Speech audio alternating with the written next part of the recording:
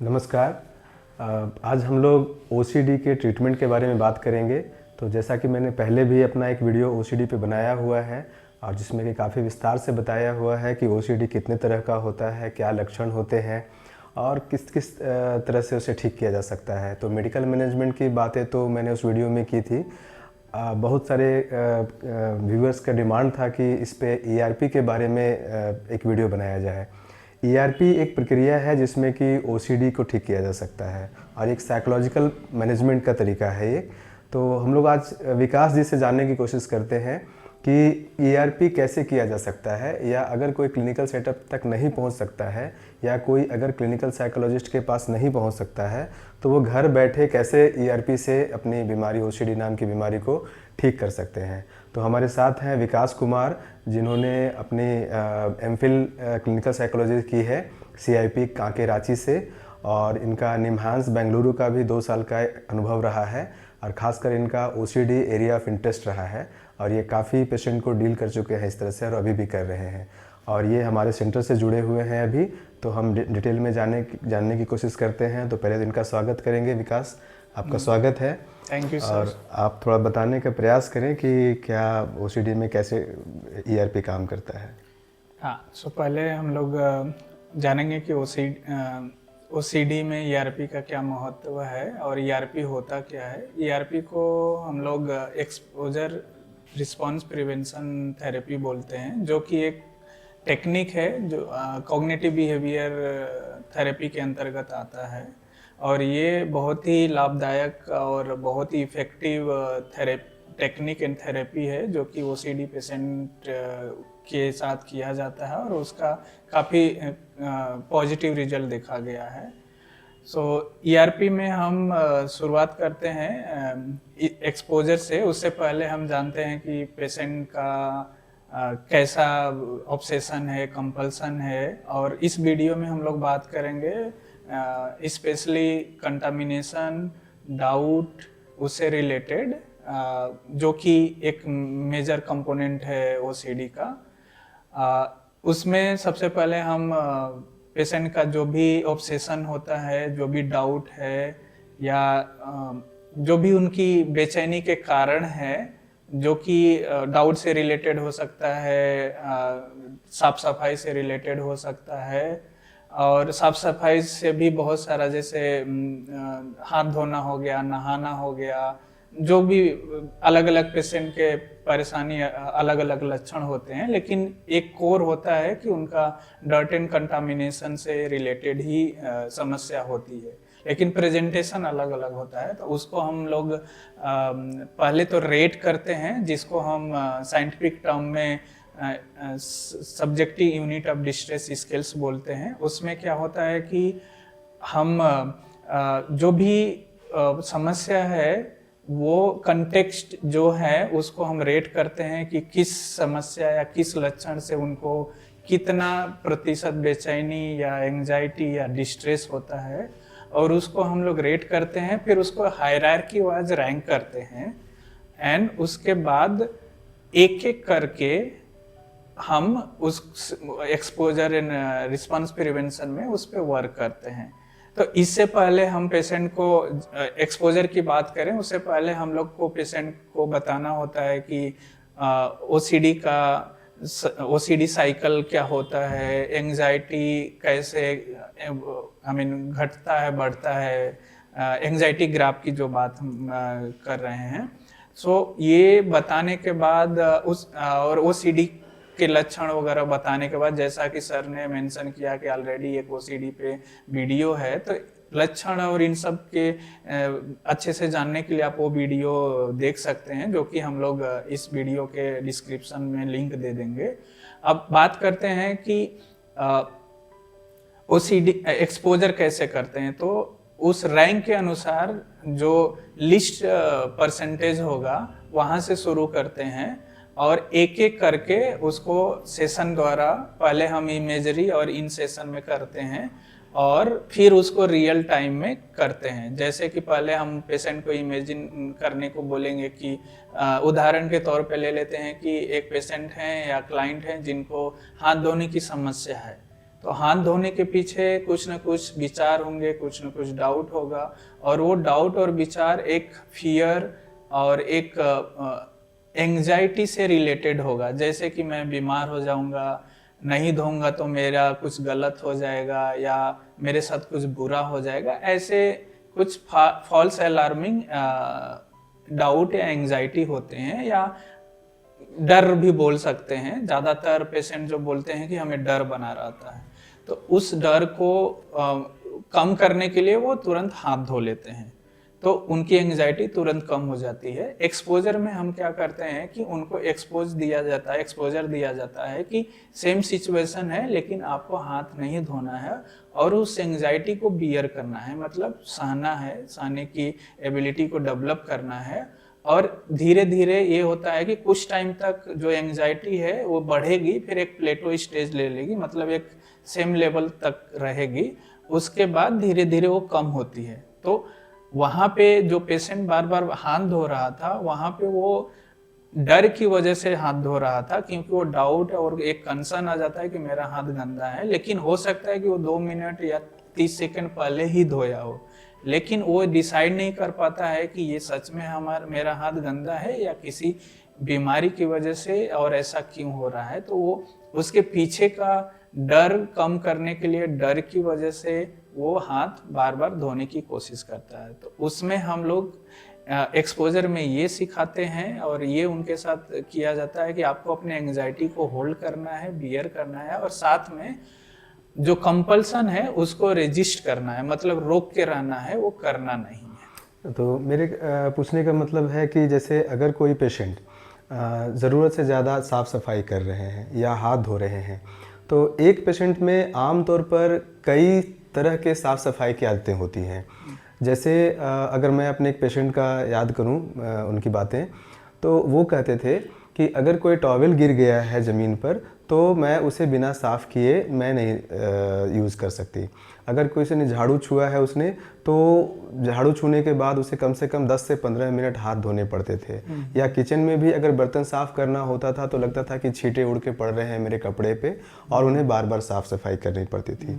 या सबसे ज़्यादा जो प्रॉब्लमेटिक है वो है वॉशरूम, कि जब वॉशरूम में जाते हैं तो बहुत तरह की बातें, जैसे पेशेंट बताते हैं कि दीवार गंदा पहले होता है तो पहले दीवार को पहले पानी से साफ़ करते हैं, फिर नल साफ़ करते हैं, फिर बकेट साफ़ करते हैं, फिर बायां हाथ, फिर दाहिना हाथ, इस तरह से चीज़ें, मतलब सारी प्रक्रिया मिला जुला करके लगभग 2 घंटे 2.5 घंटे तक लग जाते हैं।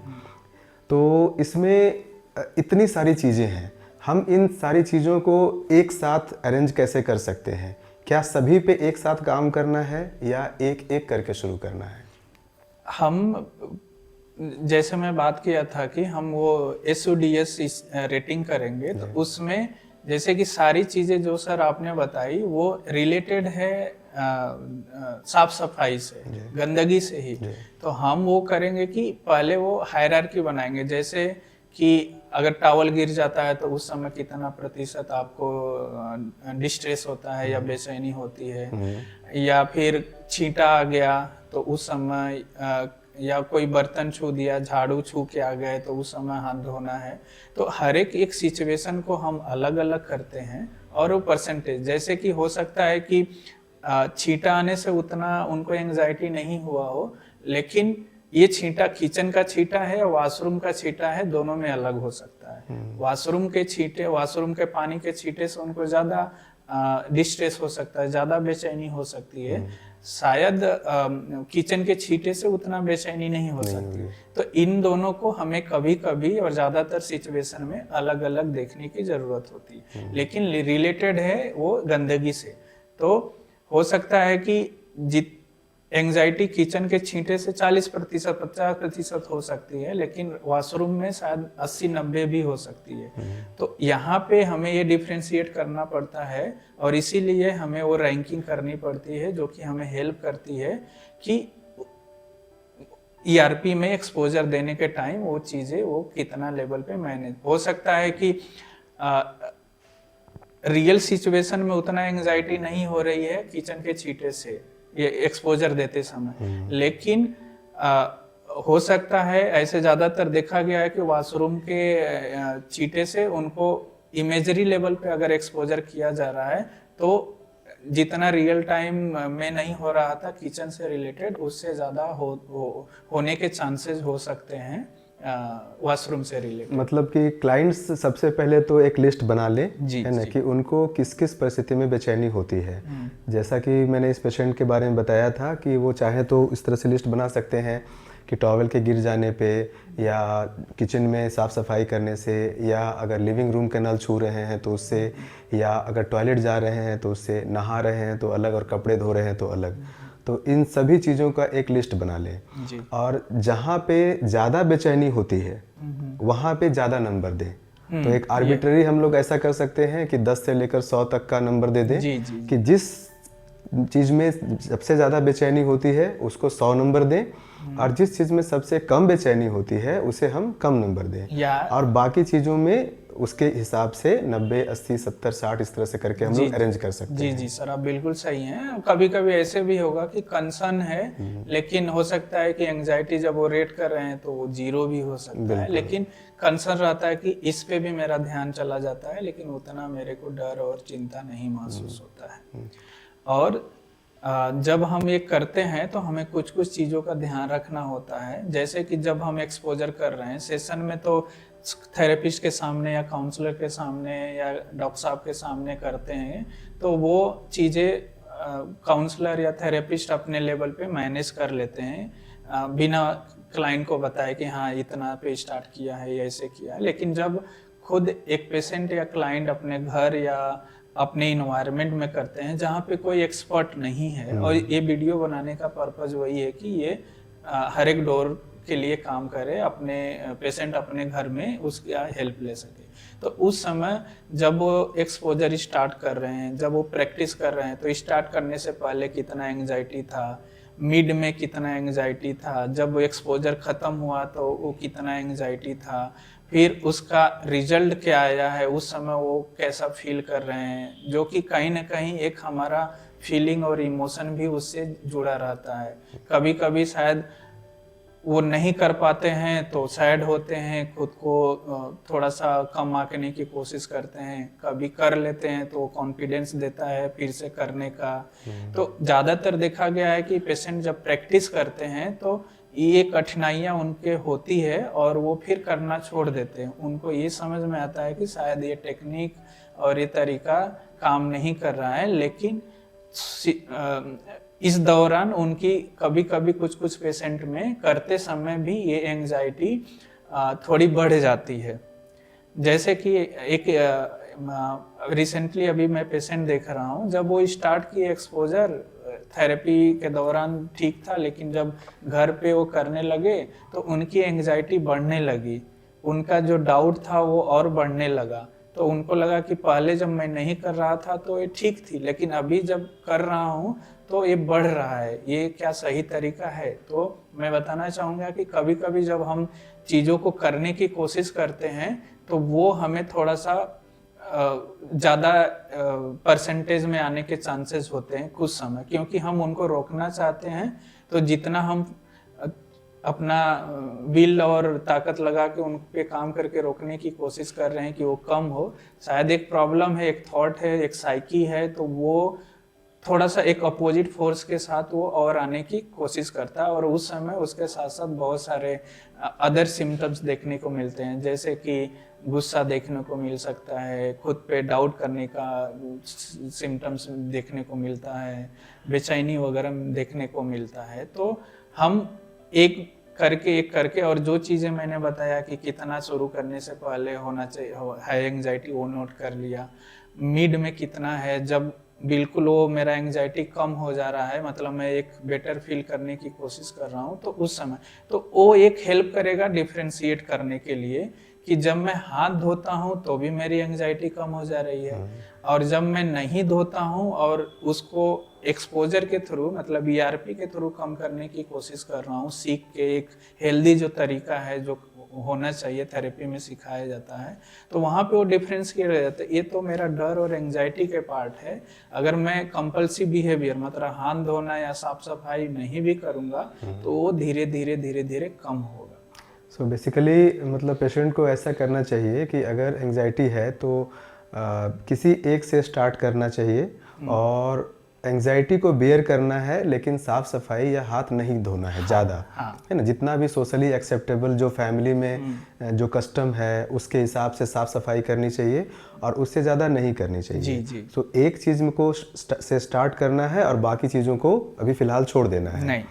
और बिल्कुल उसे उसमें जो नहीं धोने पर या नहीं साफ सफाई करने पर जो एंजाइटी होती है उसे होने देना है। जी और जब वो होगा वो धीरे धीरे आगे बढ़ेगा, ऊपर जाएगा और फिर थोड़ी देर के बाद में मे भी किसी में आधा घंटा लगे, किसी में 2 घंटा लगे और वो फिर नीचे आ जाता है। जी जी, बिल्कुल है सही ना। बोल रहे हैं। तो इसका मतलब है कि यही एक्सपोज का मतलब कि जो एंजाइटी वाला सिचुएशन है जिसमें एंजाइटी होती है जी, उसमें खुद को एक्सपोज करना है।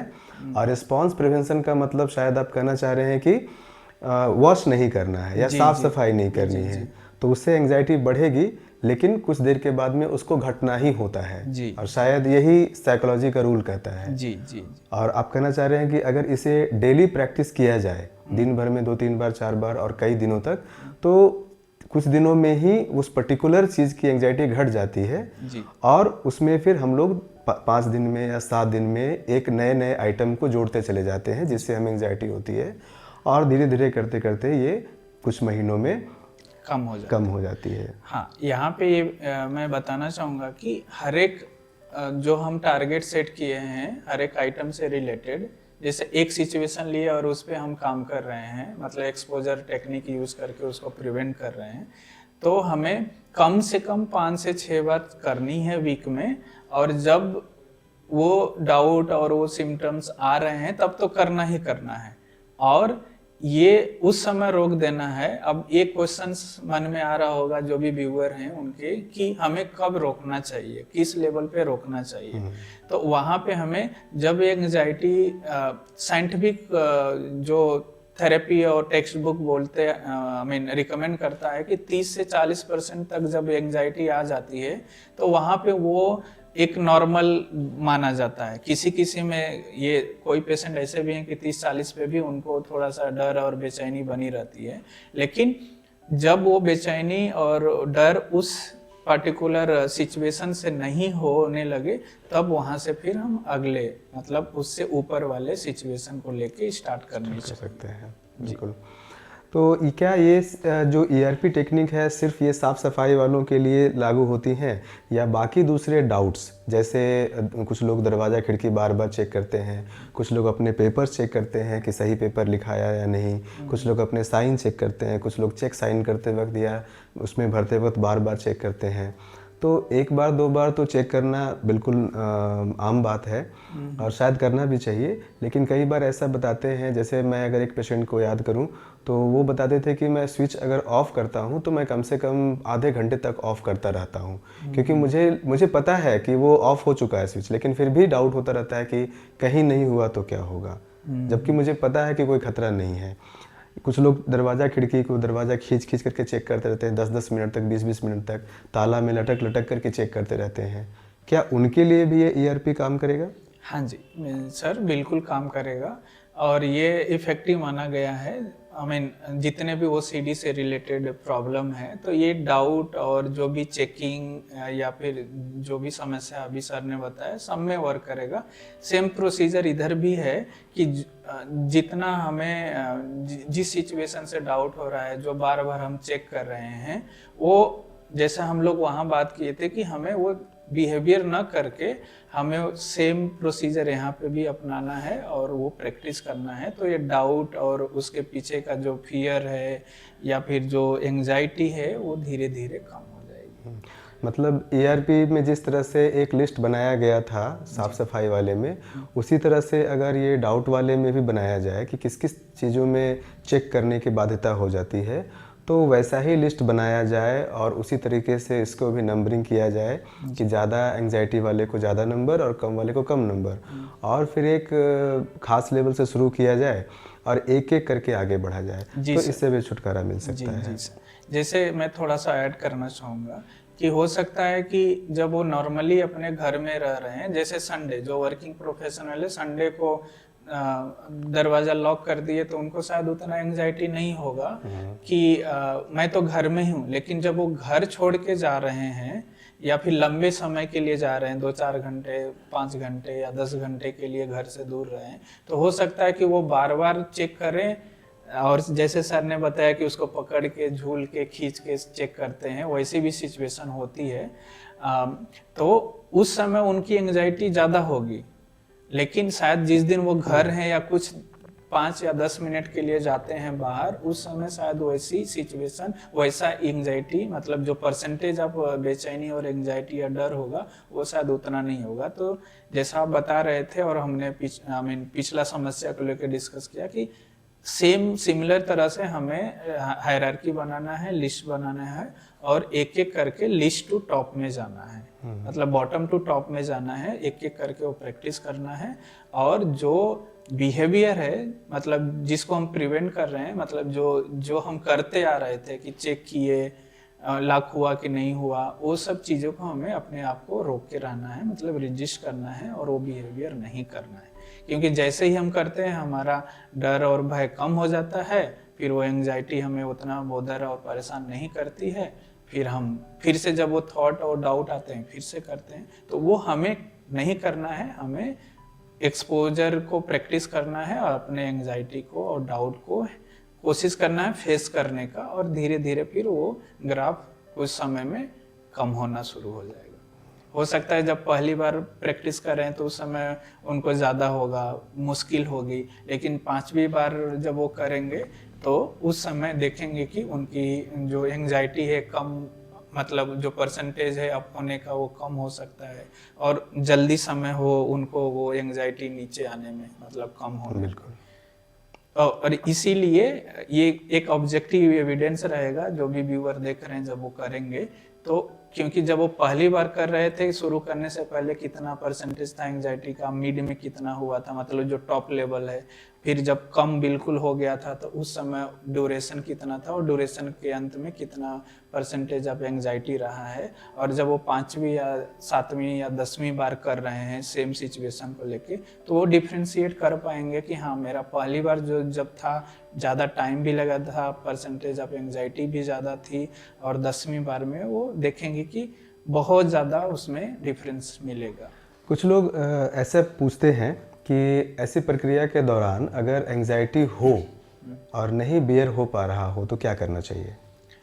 उस सिचुएशन में कोशिश करना है कि हमें नहीं करना है। अब ये थोड़ा सा हम लोग इक्लेक्टिक मॉडल की तरफ जाएंगे, तो कुछ टेक्निक है जो कि हम उसको अप्लाई कर सकते हैं। जैसे बिल्कुल ही वो परेशान हो जा रहे हैं, नहीं उसको फेस कर पा रहे हैं, तो वहाँ पे कुछ डिस्ट्रैक्शन टेक्निक यूज कर सकते हैं, अपने को दूसरे किसी काम में लगा सकते हैं, या वो बिहेवियर न करके कोई दूसरा बिहेवियर करें, तो यहाँ पे भी रजिस्ट करेंगे, लेकिन एक हेल्दी टेक्निक, जैसे किसी फैमिली मेम्बर से बात करने लगे, कोई अपना फेवरेट काम करने लगे, या कोई अपना फेवरेट गाना या म्यूजिक सुन लिए, या इन सब से भी कभी कभी होता है, जो कि मैंने भी अपने थेरेपी सेशन में एक्सपीरियंस किया है कि सर ये सब तो करते हैं लेकिन मिलता है, लेकिन उतना प्रभावित नहीं होता है।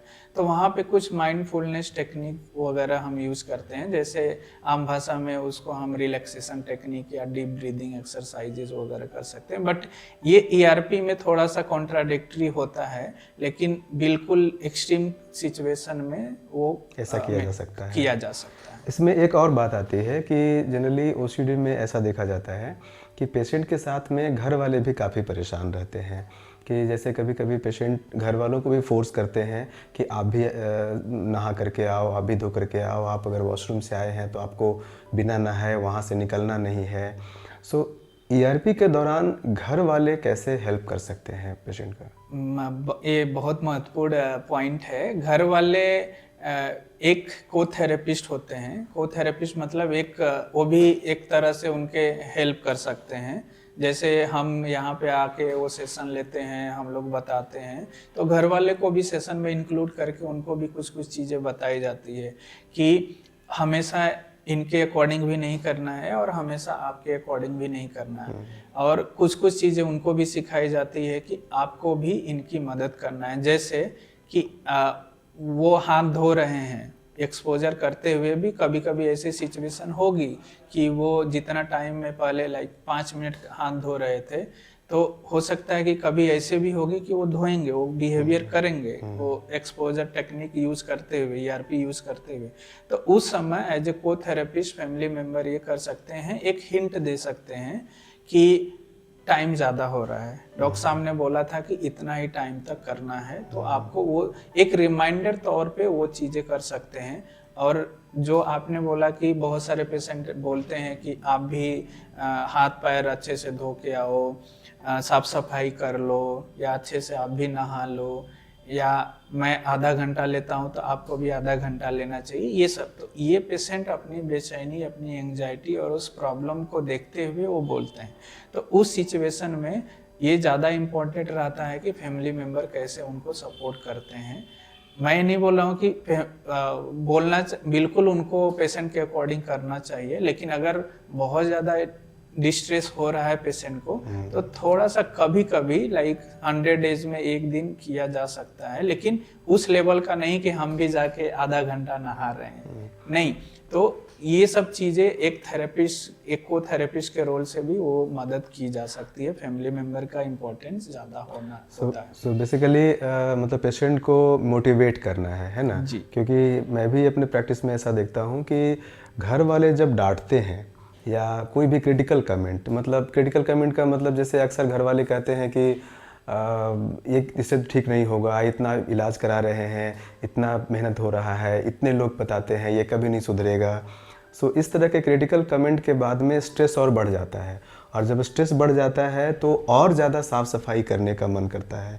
इसलिए स्ट्रेस देने के बजाय बेहतर है इन चीज़ों को ठीक करना है तो शायद मोटिवेट करना चाहिए कि नहीं आप कर सकते हो। कि अगर किसी ने 5 मिनट हाथ धोने को 4 मिनट किया है तो शायद वो भी उसका एक अचीवमेंट है, छोटा ही सही। आज अगर वो 4 कर पा रहा है तो कल वो 3, 2, 1 करके फिर वापस नॉर्मल की तरफ आ सकता जी है। जी, हमें एवरी स्टेप पर एज ए फैमिली मेंबर उनको सपोर्ट करना है। वो सपोर्ट एक प्रेज भी हो सकता है, एक रिइंफोर्समेंट के तौर पे काम करेगा। जैसे आपने बोला कि पहले 5 मिनट लेता था, अभी 4 मिनट ले रहे हैं, तो 1 मिनट उनके लिए बहुत सक्सेसिव रिजल्ट होता है। वो हम उनको ऐसे बोले कि आपने कुछ दिनों से हाथ कम टाइम में धोना शुरू किया है और फ्रीक्वेंसी भी कम हो रही है। जैसे कि 10 बार पहले धोते थे, अब 8 बार आप धोते हैं। टाइम भी कम ले रहे हैं, पहले 5 मिनट लेते थे, अब 3 से 4 मिनट ले रहे हैं। तो ये एक पॉजिटिव एटीट्यूड उनमें डेवलप करेगा, मोटिवेट करेगा वो सब चीज़ें प्रैक्टिस करने को जो बताई गई है या बताया गया है सेशन के दौरान या डॉक्टर द्वारा। तो फैमिली मेंबर बहुत इंपॉर्टेंट हो, ना कि एक क्रिटिकल कमेंट करें कि इतने दिन से आप सेशन ले रहे हैं, डॉक्टर के पास जा रहे हैं, दवा खा रहे हैं, आपका समस्या ठीक नहीं हो रहा है। तो ये चीज़ें उनको डीमोटिवेट करेगी और उनके मन में बहुत निगेटिव कॉन्सिक्वेंसेज होगा कि शायद मैं अच्छे से नहीं कर पा रहा हूँ। कर पा रहे हैं क्योंकि कम हो रहा है, लेकिन अगर ऐसा बोलना किसी भी फैमिली मेंबर या केयर गिवर से उनको ट्रिगर कर सकता है और बीमारी कम होने के जगह बढ़ भी सकती है। अब मैं इसको समराइज़ कर दूं कि आप अपने सामने अभी एक चार्ट देख पा रहे हैं। इस चार्ट में आप देख पा रहे हैं सबसे पहले बार बार साफ़ सफाई करना, यानी कि ऑब्सेशन।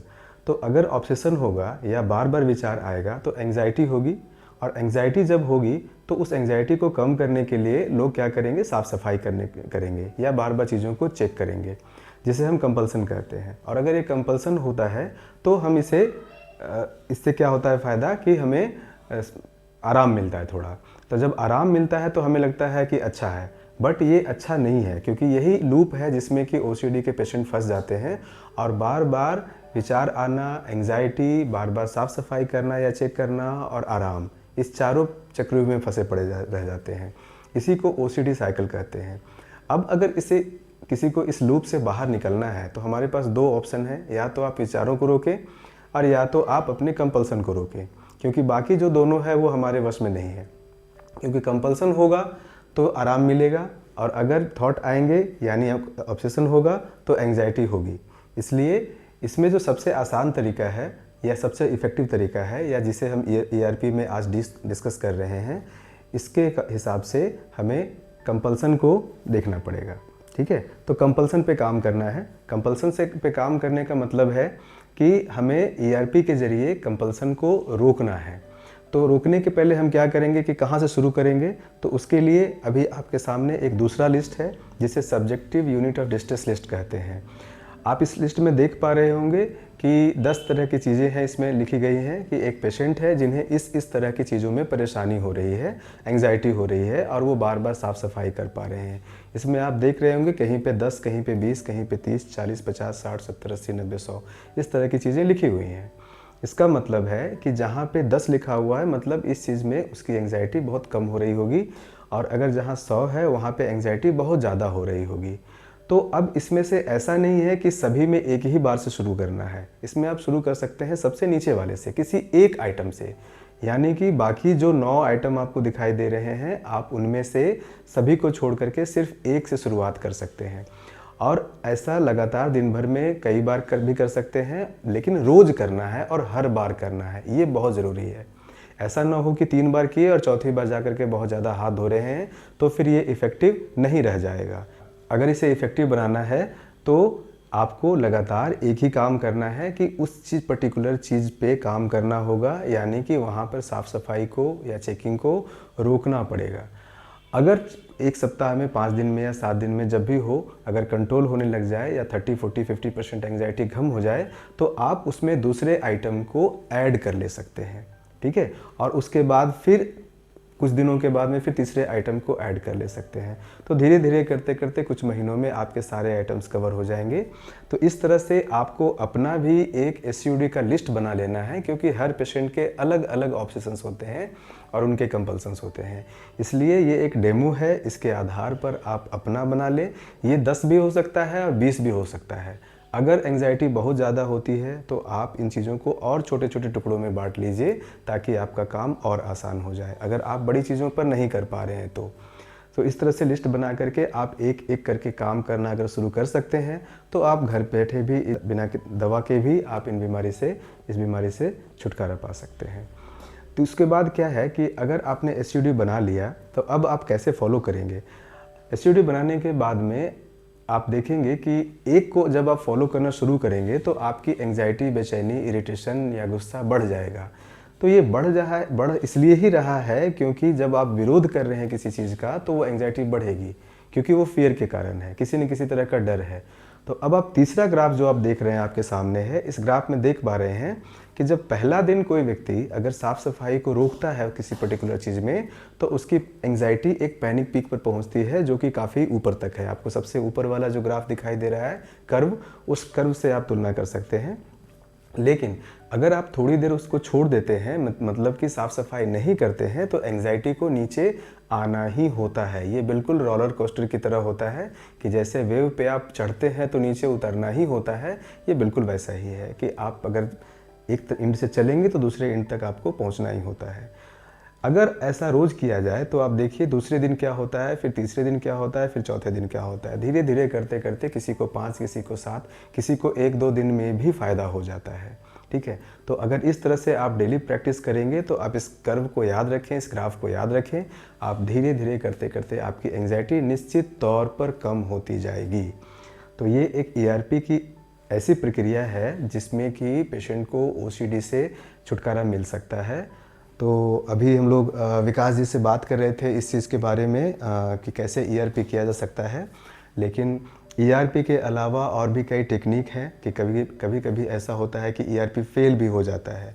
तो हम और भी तरीके जानना चाहेंगे, हालांकि डिस्कस करना तो इस वीडियो में पॉसिबल नहीं है, काफ़ी लंबा हो जाएगा, हम लोग फिर कभी बात करेंगे उस पर। और क्या क्या तरीके हैं जिस पर कम से कम नाम एक बार जान लें। हाँ, तो पहले कि जैसे अभी इस वीडियो के एंड में हम लोग बात कर रहे थे कि अपने आप को डिस्ट्रैक्ट कर सकते हैं, क्या क्या एक्टिविटी मैं कर सकता हूँ या कर सकती हूँ कि मैं अपने आप को इंगेज रखूँ।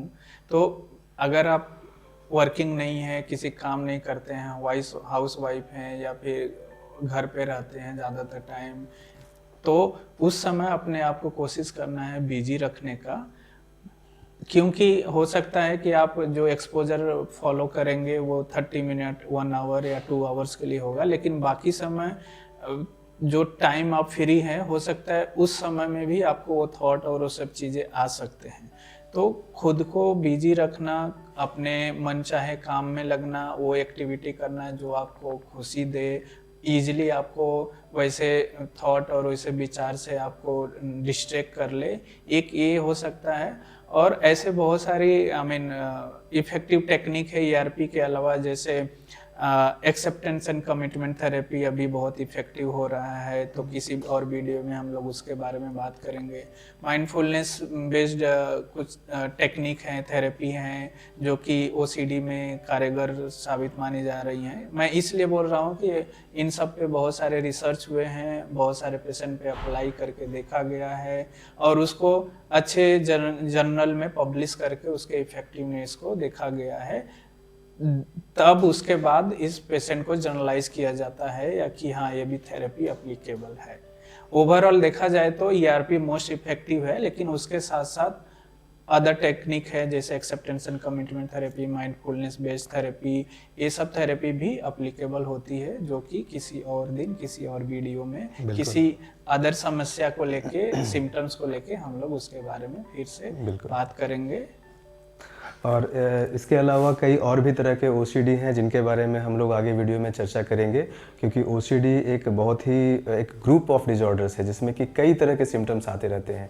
किसी को सेक्सुअल ऑब्सेशंस, किसी को ब्लास्फेमस, किसी को फियर का, और ऐसी ऐसी चीज़ें कि कभी तो हम लोग भी परेशान भी हो जाते हैं और हमें आश्चर्य भी होता है कि किस किस तरह के थॉट्स पेशेंट के मन में बनते हैं। तो कई तरह के ओसीडी हैं, कभी इंटरेस्टिंग भी लगता है, कभी तकलीफ भी होती है कि पेशेंट किस किस तरह की परेशानियों से जूझ रहे हैं।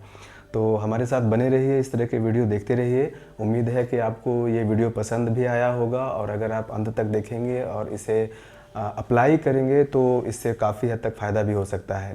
लेकिन मैं इसको बता दूं कि ये किसी ट्रीटमेंट का रिप्लेसमेंट नहीं है, ये महज एक गाइडेंस हेतु है। इसलिए आपको अगर किसी तरह का ओसीडी है तो बेहतर होगा कि आप प्रोफेशनल हेल्प से के साथ ही आप इसका इलाज कराएं, ना कि खुद से करने बैठ जाएं। अगर एकदम बिल्कुल ही मजबूरी हो तो इसका सपोर्ट आप ले सकते हैं, बट ये ट्रीटमेंट का रिप्लेसमेंट नहीं होगा। तो मैं आज इस वीडियो में विकास जी का साथ देने के लिए मैं इनका धन्यवाद करता हूं। उम्मीद है ये वीडियो आपको पसंद आया होगा। आप सभी का धन्यवाद। धन्यवाद सर, धन्यवाद।